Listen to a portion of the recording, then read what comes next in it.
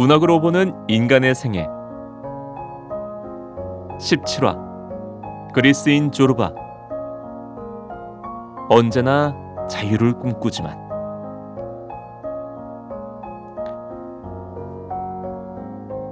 우리가 일상에 그리고 가족의 의무에 허덕일 때 문득 자유를 그리워하면서 일탈을 통한 자유를 꿈꾸기도 하는데요.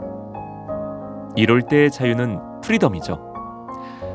이런 자유는 법적인 의무사항을 위반하는 것이 아니기 때문에 사실 마음 한번 먹으면 누릴 수 있기도 합니다. 하지만 그 마음이 절대로 쉽게 먹어지지 않는다는 것이 문제입니다. 그런 의미에서 자신의 인생책으로 그리스인 조르바를 뽑는 사람들이 꽤 있습니다. 사실 그리스인 조르바는 조금 더 자신에게 표현할 자유, 행복할 자유를 허하는 요즘 세대보다는 상대적으로 자신에게 엄격했던 나이가 어느 정도 있는 세대들에서 인생책으로 뽑히는 경우가 많아요. 그때는 번역 제목이 히라빈 조르바였거든요. 이 제목으로 기억하시는 분들이 많을 겁니다. 어쨌거나 이분들이 조르바를 보며 부러워하는 것은 조르바가 누리는 자유죠. 그렇게 인생, 가족, 의무, 책임 이런 것에서 훨훨 벗어나서 자유를 누려보고 싶다는 거예요. 그리스인 조르바의 줄거리는 간단한데요. 지식인인 나는 크레타에서 갈탄광 사업을 시작하는데요. 처음 만난 조르바라는 노인을 광부들의 감독관으로 삼아요. 나와 조르바는 같이 지내게 되는데 그러면서 조르바의 지나온 과거를 듣거든요. 그런데 그 내용들이 지식인인 나의 기준에는 파격적인 것들이죠. 한마디로 조르바는 야생에 길들여지지 않은 날것의 인간입니다. 사회 규범이나 도덕과는 거리가 멀고 보고 느끼고 생각나는 대로 행동하는 인물이 조르바죠.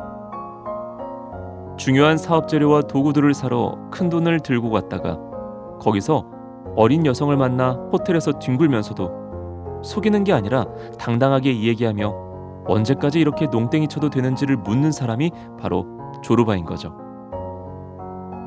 그러다가 갈탄광 사업의 효율을 높이려고 큰돈 들여 설치한 케이블이 시공식 날 무너지며 쫄딱 망하게 돼요. 그런데 주인공은 오히려 춤을 춥니다. 조르바한테 물든 거죠. 사실 갈탄광 사업이 주인공에게는 하나의 족쇄와 같았는데 그게 없어졌으니 어떻게 보면 자유로워진 것일 수도 있고요.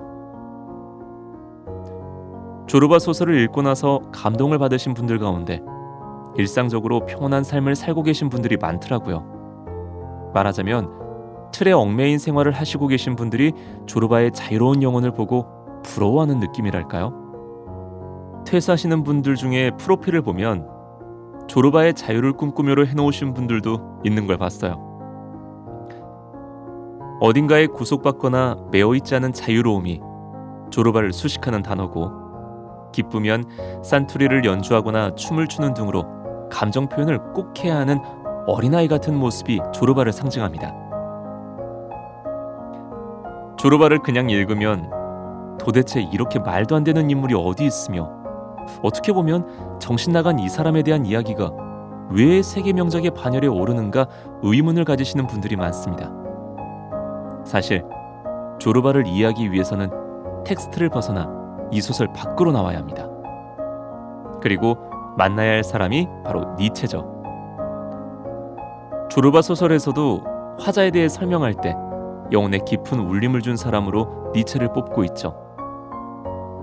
사실 이 글의 저자인 니코스 카잔자키스는 베르구송 밑에서 니체 연구를 해 박사학위를 받은 사람이기도 합니다. 그가 만든 소설에서 니체의 사상을 체험한 인물을 만나는 게 의외가 아닌 이유죠. 니체가 말한 위버멘쉬, 한국말로는 초인이라고 번역을 하는 바로 이 초인의 실현태가 조르바이기 때문이에요.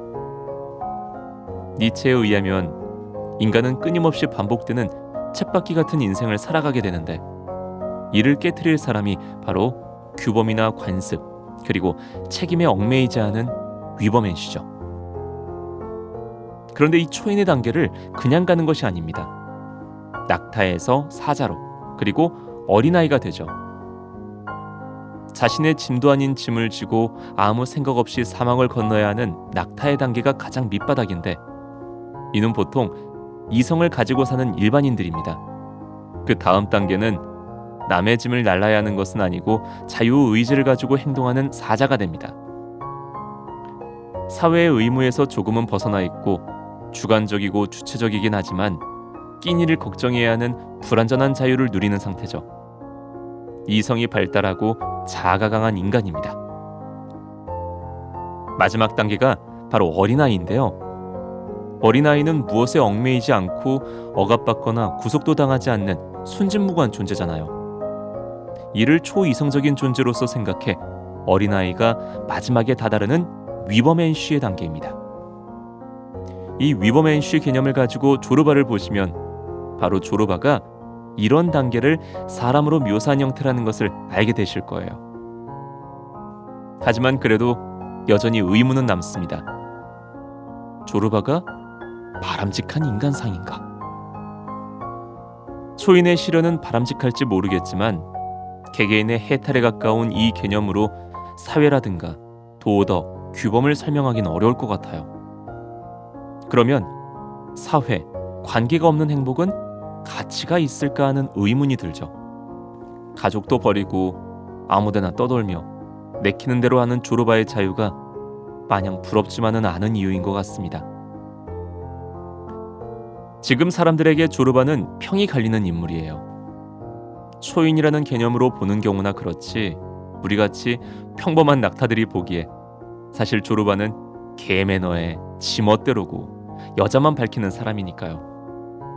이 소설의 서술자 역시 그런 조르바를 처음에는 이해하지 못하잖아요. 하지만 마지막에도 여전히 이해하지 못합니다. 갑자기 날아온 조르바의 편지를 받고 조르바에게 당장 달려가지 않으니까요.